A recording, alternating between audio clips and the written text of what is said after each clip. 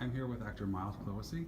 Thank you so much for taking time out of your day to come down and meet with me. My pleasure. So talk a little bit about when you first decided you wanted to become an actor, and did having a father who was in the industry have anything to do with it?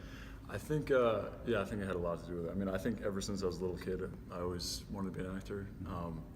Me and my dad would compile all my friends. I have like these 10 good friends that I'm still friends with since kindergarten, and we'd make films together, and we'd end up submitting like multiple films to like these little film festivals when I was like 10, 11 years old. So I think from a young age it was something I really wanted to do. I got really into soccer when I was younger, and my dad's a big sports guy, so he kind of supported me through that adventure for my like middle school and high school years, and thought I was gonna be like a pro soccer player and stuff like that. And it took me to a lot of cool places and a lot of cool experiences, but acting was kind of like that through line that was always there. So Did having that early urge to become an actor, did that subside at all before you decided to do it professionally, or did you always work towards that goal after starting at such a young age? yeah, I think I always worked towards that goal. I mean, it was nice being able to always see my dad on set, so I always had a taste of it, and I always kind of knew the realistic nature of the business. I mean, my dad told me when I told him first, I think it was in high school, that I want to do this for a living, like, can you help me out or something like that? And he was like, I don't think you should do it unless you really, really, really love it. Otherwise, it's not worth it. And it was just, I don't think I thought twice about it. It was something that I always wanted to do, and I'm lucky to now finally be able to do it and make a living doing it. So that's nice. What were some of the first projects you booked? I do believe, was your first professional credit on Blueblood? Yeah, it was in Bluebloods, which was fun. I was going to say that. My dad's in Bluebloods. Yeah. For those who don't know, his dad is Robert Chlohessy, who is also an actor and is on Bluebloods currently. Yeah. So that was fun. It was just a guest spot, and it was. I didn't get to act opposite my dad. I'm not sure he was even in that episode actually, but it was a cool experience. It's kind of like coming full circle to start my journey right where my dad kind of is doing. So it was nice. Were you already comfortable on the set because you had been doing, acting for quite some time, or were there nerves because this was your first? I think I was scared shitless, honestly. I think my dad, it was just being on set with my dad was nice. I kind of knew, always hit your mark and all like kind of the basic stuff, but it never really prepares you for when you're on set. And even if you just have 1 or 2 or 3 lines, but when they say action and there's like 50 other dudes around you just waiting for you to not mess up, you're kind of like, it's a little intimidating the first go around, but once you do it once or twice, 3 times, you kind of just click into it. Who were your scene partners? It's a good question. Bridget Monahan was one of them. Steve Sharippa from The Sopranos was opposite me. So you were involved in the DA. Yeah, so I was in the DA thing. I was, I'd killed a prisoner, so it wasn't going so good for my character. Yeah, that wasn't a very nice thing to do, Myles. No, I know. So after Bluebloods, did that really ignite your hunger to book more episodic work here in New York? Did you want to focus on films or theater? What was your driving force? I think once you get a taste of it, it's just like, you go blood hungry. You want more and more and more. And I think that really made me kind of fall more in love with TV. I always thought I'd kind of go more of a film venture, and I still love film. And I think there's nothing really else like that. But I know TV is something I want to do for the rest of my life, and I think that first episode really instilled it into me. Yeah. And obviously, being in New York, there is a lot of opportunity for episodic work now, which is really great with all the advent of the new shows on Netflix and that kind of thing. What were some of the parts you were trying out for that you may not necessarily have gotten? Is there a general part that you kind of go out for, like the tall, strapping, good-looking guy? Yeah. Or do you try to like go against being typecast? Well, what's funny is in the beginning of my career, I definitely was going out for those kind of tall, strapping jock type roles, which I think you always get kind of put into a category when you're first starting out in your career. And that was definitely kind of what I was going out for. But interestingly enough, every single part I booked, like any major kind of guest spot on a TV show or something like that, and film roles subsequently, have been all quote unquote like villain roles or bad guy roles, if you want to put into like a thing like that. And I'm not sure what it is. I just think sometimes I have like an evil face. Yeah, she agrees. She agrees. No, I could see that. I could see where you could play both the fun-loving jock or the kind of creepy asshole. And I prefer the creepy asshole personally. I mean, More challenging, right? It's more challenging, but just kind of more. It's just more fun. It's just more interesting to dive into that sort of character than your kind of vanilla, good-looking, leading man sort of thing. So have you heard from casting directors that you resemble Chris Evans? Yeah, I haven't heard from casting directors, but some people have said that. Yeah. Which I obviously take very highly. It's absolutely. Nice. Captain America, move over. Goals. Yeah. So talk a little bit about the two upcoming guest starring roles that you have. You're going to be on The Blacklist and also on Bull. So why don't you break those down for me? Yeah, so I actually have 3 coming up. This Friday, though, is a guest spot on Blacklist. I play. The episode's all about this kind of group of top secret assassins that are going after the main organization that kind of the Blacklist show goes around. It's like a FBI type organization. So we're going after some of their operatives, and I play one of those assassins, and it was very fun. We got to do some cool stunt work, so that was interesting. And then the Bull role, which airs April 22nd, is another villain role. I don't know what it is. There you go. But this interview is going to have to open casting directors' eyes. Right? So you're not I know. Exactly. You better come off really likable in this. I know, right? Exactly. Yeah, I'm very opposite the roles I get for some reason. But I can't obviously give away too many details about it. But I do play a killer, and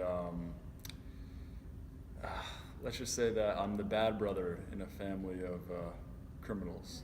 So I'm very bad in this. I'm mildly frightened by the fact that you keep playing killers. Yeah, hopefully, I know. Hopefully this video, if this interview doesn't get posted, then I know. Now this is went evidence south. for Yeah, this is exactly. And then Instinct, which comes out, I just found out today actually, comes out in June. So it's gonna be like a mid-season show, and in that I play a suspected killer, and I won't say whether or not I did it. No, don't but, do that. There's still time for you to be edited out of the episode. Yeah, exactly. Yeah, exactly. Right. Knock on wood. But and in that episode, I bear a lot of skin, so that should be pretty interesting to see. Were there nerves involved in that? I mean, I know on your Instagram you're very into fitness, and obviously there's shirtless shots and that stuff. No, you know what? I wasn't really. I've done a few films where I've been like kind of butt naked. I have a film coming out called The Last Ferry. It just premiered in London. I was just there, and don't be fooled by I have a couple films coming out. If you look at his IMDb page, he has about 30 films coming out. We'll see if some of them ever come out. They're all in post production. I know. Yeah, it's like I'm like wondering if anyone thinks I do anything, and then like there's gonna be 1 year. I think it might be this year where like just everything comes out. All at one time. Yeah. Yeah, all at one time. When it rains, it pours. But yeah, I'm not really nervous about the whole nudity thing or just bearing some skin. I think probably because growing up doing the fitness thing and just doing some modeling and stuff like that, it's kind of eased my nerves. And I also grew up in a household where it was kind of okay with all that sort of thing. What was it like going? Was this the first film that you've done that you've been to a premiere for? Or have you? I've been to some smaller premieres for some smaller indies, but I think this was kind of the biggest thing. It was. What was that like? It was really cool. I think, growing up when you're watching movies as a little kid, you never really feel like you're gonna see you can imagine it and you want it, but to see yourself on the big screen, and it was a packed audience. I think there was like 600 people sold out, and it was special. It was a special moment. So it's cool once you finally get to that moment. And, and then you come back to Earth and come to New York and then have your friends razzing you like, you're not a big star here. No, so. And my fiance brings me down to Earth all the time. She's always like, I'm up here, and then she brings me back down, and then you. She better tread lightly. She's not married yet. I know, right? I'm not telling her that. You should tell her. Don't tell her it was my idea. She'll send people for me. So we did talk a little bit about fitness, and you said you were a model. What were some of the projects that you booked, both modeling and talk a little bit about how important fitness is for you and what role it plays other than the physical look that you're going for acting? Does it clear your head? Yeah, you know what? I think I never really expected to get into modeling. It was just something I fell into kind of my post-acting school, post-athletic career. I got lucky. Someone spotted me playing a sport, and it kind of went from there, and I got signed by a good agency. So I was already into fitness because I was playing college soccer and stuff like that. But I think other than like make me feel really good, and it's always a great way to de-stress. No matter how busy my day is, I always make sure I get to the gym, even if it's just to clear my head. It always helps. As you can see, we have that in common. Yeah, exactly. We're both big fitness enthusiasts. But I think the funnest thing so far has been I've been lucky that I've gotten a few parts where I've been able to like, quote unquote, change my body. Like, I'm not Christian Bale. I'm like not starting a Hollywood like A-list film here. Like, I was paid millions of dollars to change my body, but I've been lucky enough that I've had to be shirtless in like 3 roles, 2 of which are coming out soon. So it's been like something where I can really have a motivator to go to the gym, because like everyone, some days you just don't want to go. So it's been something nice to have a little extra motivator to go and just kind of be able to like reap the awards, but then be able to see yourself on TV and see all the hard work you've put in and stuff like that. So you heard it here first, ladies and gays. He is going to be shirtless, so feel free to like make sure you follow his social media for air dates and all that kind of good stuff. What types of projects, other than the 300 movies you have coming out this year, what are you going out for, putting yourself out for? I mean, I get a superhero type vibe from you when I look at you. Oh, that'd be nice. Is there something that you feel you've been typecast where you kind of want to stay away from? Yeah, it's a good question. I think not in the terms of turning down any work. Just is there a path you're looking to go down? I'm actually really looking to carve a path. I think in the sort of villain aspect, I don't think many actors think about that super young age, but it's just a part I really connect with. It's a part I've been getting a lot, and I think if a superhero film or show comes calling where they need a good villain, I think that's a mold I could fit into very easily. Well, if Netflix didn't cancel all their damn superhero dramas that filmed here in What's New York. What's going on with that? I think it's something to do with Disney. Yeah. But I mean, you missed that was definitely your niche for that. I know. And they screwed all of them, man. I know. That was disappointing when I heard about that. Yeah. But, I mean, yeah, sometimes I get typecast into the kind of like Chris Evans sort of role, which is totally fine, and there's a lot of good work there. And obviously, I think any guy my age is always dreamt of playing a superhero. That's kind of like one of the ultimate goals. But I like the dark side of things. So if it's something I could capitalize on and continue doing and get bigger roles that way, I think that'd be a dream come true. That's interesting. I feel you do have that look to be a villain. You have your voice. I feel like you can pull off that kind of shady kind of character. Obviously, we'll see that in your upcoming I Kill Everyone roles. Exactly. Now, as an actor, actors have to go through certain rituals, as they say. Have you been in a horror film? Yes, I have. You have. And what was that experience like? And was it right when you were coming? That's ritual. Was it right when you were starting out? Was it midway to where you are now? I'm trying to think if I did a horror film before the one I just did. So it hasn't come out yet.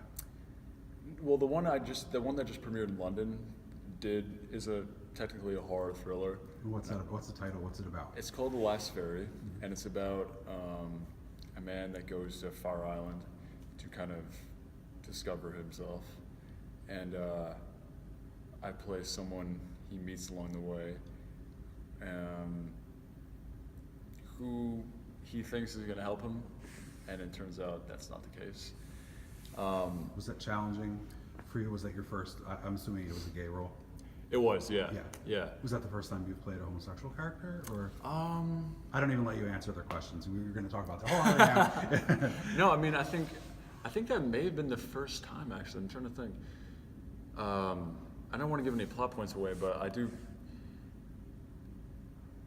kill my partner in it. I think that's not a very important plot point. It's kind of sets things along in the movie, but I think that wasn't my first gay character. But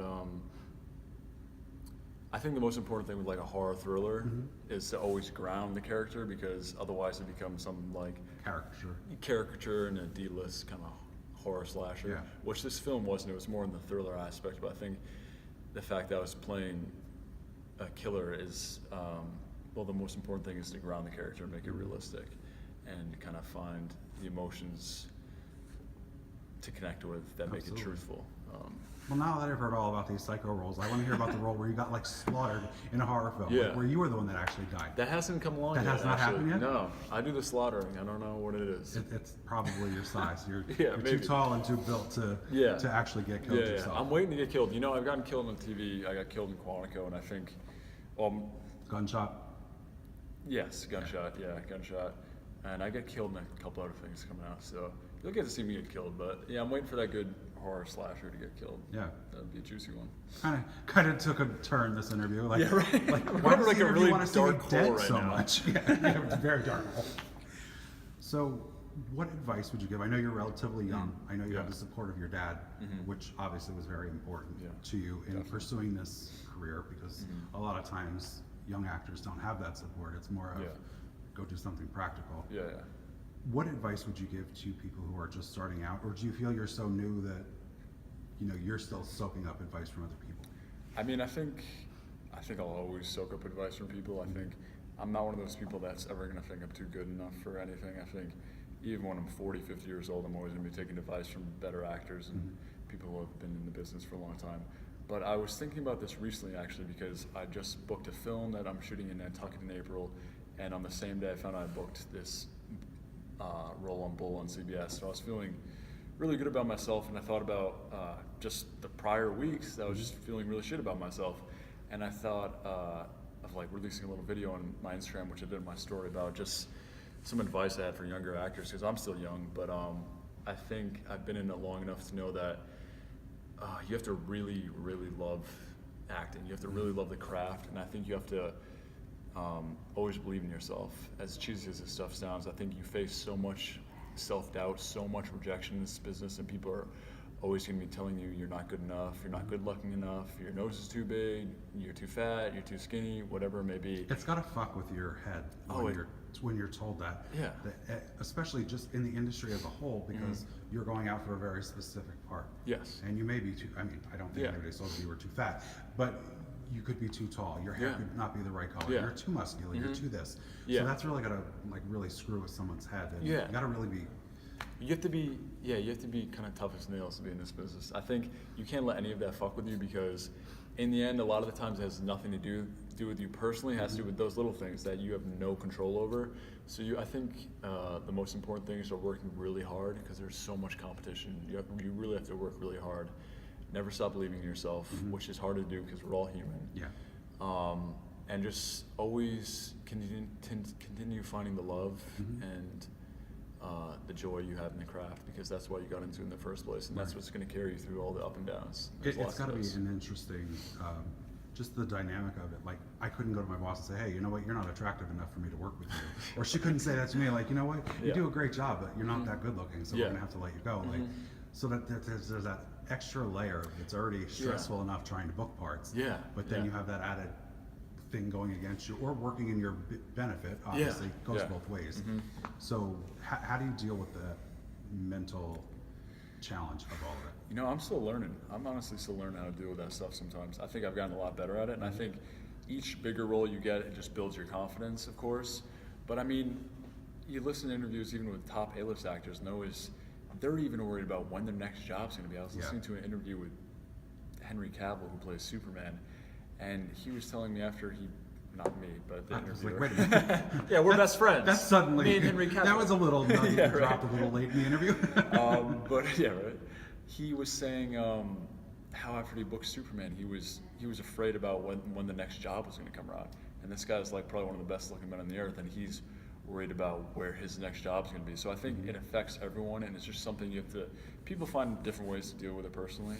I think you just have to, just keep believing in yourself, and that right part that's right for you will come along, and that's kind of will snowball everything else. Without mentioning a specific gig, whether it had been modeling or acting or whatnot, have you ever been put in an uncomfortable position, and how did you handle that? Uncomfortable, yeah. Well, modeling. Just modeling in general is probably modeling, uncomfortable. Yeah, it's just like, I don't know how people do it. It's really not that fun. There are some creative aspects to it that are fun, but I think you do get put into a lot of uncomfortable positions. I've shot with some big photographers before that. I won't mention any names, but some famous ones that definitely put you in very uncomfortable positions, and take advantage of you, especially when you're young. And that's why I try to stay away from it, other than for some extra money here and there. But acting, the funny thing is I've never ever been put into an uncomfortable position. The only uncomfortable thing about acting is auditioning. I think every actor can agree that part fucking sucks. But other than that, I think it's modeling, acting are very different in that regard. What would you say would be a big misconception about you, whether it's from a casting director's point of view, whether it's from your Instagram followers, that kind of thing? Because social media, you put out, not you particularly, all of us in general, put out certain aspects of our life. Is there anything that you feel that you hold back? Is there something that your Instagram followers would be surprised to know about you? Yeah, I think, it's funny. Social media is such a weird thing. It's really such a weird thing because everyone's putting out like an image of themselves that 90% of the time it's really not who they are. Right. And I think in regards to me personally, I'm really just a goofball. A lot of people describe me as like a golden retriever, and that's kind of how my personality is. I'm just a big goofball, really. And, I think, with social media, you're always trying to portray something, and I'm trying to make myself look like this kind of fit, ultra professional person, but, I go through everything else, all the ups and downs that every other person does. And I think in terms of casting directors, I think a lot of times when you're kind of a more built guy or whatever, however you look, you get typecast in some ways. And I think sometimes in the past, and still now probably, I get typecast as this guy that maybe can go for these good-looking parts or whatever it may be. But I've actually spent like a lot of time training. I went to conservatory. I took, in London, New York City. And I take the craft very seriously. I come from like an actual theater background, and so I think sometimes I get put into a category of, because there's a lot of models in the business, just a lot of very good-looking people, which is fine, but a lot of times those people don't have much substance, to put it lightly. And I think I take my craft and stuff very seriously, so sometimes I think getting put in that group kind of sucks when you really take it seriously. But other than that, I think that's about it. Now, talk a little bit about what you do to decompress after a day on set, other than going to the gym, which is obviously quote unquote part of your brand, I guess you could say. Definitely. Yeah. What are obviously hanging out with your fiance, that kind of thing. What do you guys do for fun and to unwind in the city? Just to get out of your own head. Yeah, I'm a big foodie. I think. Now we're on the same page. Yeah, I mean, fitness, you lost me. Yeah, food, you got me. Yeah, well, there's nothing better in life. I mean, sex is great too, but food is like. There will be none of that during the interview. I can tell you that. Come on, what did that come Oh wait, I didn't tell you that was part of the interview. Oh, this isn't the casting couch thing. It is not. No. Okay, gotcha. Sorry to disappoint. No, that's all right. I think cooking is a really big hobby of mine. Me and my fiance do it together a lot as well. She's a great cook, and it's something that kind of helps me de-stress. And I'm also like, she makes fun of me all the time because I'm like really bougie with food. I see no point in eating shitty food when you can eat really good food. And we're living in the best city in the world with absolutely the amount of cuisine and restaurant you have at your fingertips is incredible. So I like spending a lot of money on food. It's actually a bad habit, but as long as you're working, it doesn't matter. Yeah, exactly. So I just got to keep those jobs up. But going out to eat is something that's like a big passion of mine. I like trying different cuisines, different restaurants as much as possible. Cooking different things every night is something that's really kind of de-stressing. Is your fiance in the business? No, she's not, thank God. So that's great because you have your father to bounce things in the business off of. Exactly. And then you can go home to your future wife. And it's so nice. Have like normal conversation. Yeah, normal conversation. That's a good way to put it. Because I don't know how some people do it. I couldn't date an actor. I wouldn't be able to do it. There's too much. We're too egotistical, vain of creature to kind of coexist. But yeah, she works in the gynecologist's office, so I get some funny stories from there, and it's. That actually sounds dreadful. Yeah. You know what? I wouldn't want to. I wouldn't be able to do it. But it's definitely nice not having to listen to more miserable actor stories. Yeah, right. I have plenty of those myself, you know what I mean? Yeah. So that's nice. So, what's up next for you? Are you planning your wedding this year? Or is that something you have to focus on top of your acting? Yeah, I mean, this year's gonna be crazy. I think I'm shooting a film in Nantucket in April, and that's gonna take a couple weeks. And then... Will that be released this year, or will that be a 2020? I'm guessing it's gonna be a 2020 thing. Because it's quite a big production. It's like $1 million film, so I think it's gonna take the time it's gonna take. It's a period piece. Takes place in the early 1900s America, which should be pretty cool. And so then I have that, and then I'm doing a bunch of traveling this summer, going to Colombia, that's where my fiance is from, and then also shooting a recurring role in a TV show, a Showtime show, which I can't kind of say any details about yet, 'cause it's really early stages, but that's going to take up a lot of time. And then planning a wedding is crazy. Yeah. And the amount of money that goes into it. So much for the food aspect. Yeah, of it. Like, the you'll food's be back going in McDonald's. McDonald's, yeah. which will Living on the conflict street. with your fitness. It's Yeah, like, so basically everything's going out the window. Your life is going to be a mess this year. Yeah, pretty much. Sounds like. So it's going to be a crazy year, but it's exciting. It's it's really stressful at times because it's hard to balance all that stuff and then still really focus on your acting because auditions and like really diving into a part once you've got it takes a lot of time. A lot more time than people think to get it right anyways. And so it's it's just a balancing act, but I'm up for it. Cool. Well, I called dibs on you for when you can announce your project. I would like a second interview. It's all you. Awesome. See, it's on tape. You can't you can't get It's out a promise. of it now. I stick to my promises. This will be blasted all over social media now. You won't be able to go back on your work. So congratulations on the success Thank you've you had very this much. far. Congratulations on what's coming. Thank you. And congratulations on your wedding. Thank you very much. Thanks so much for your time, Myles. Thanks for having me.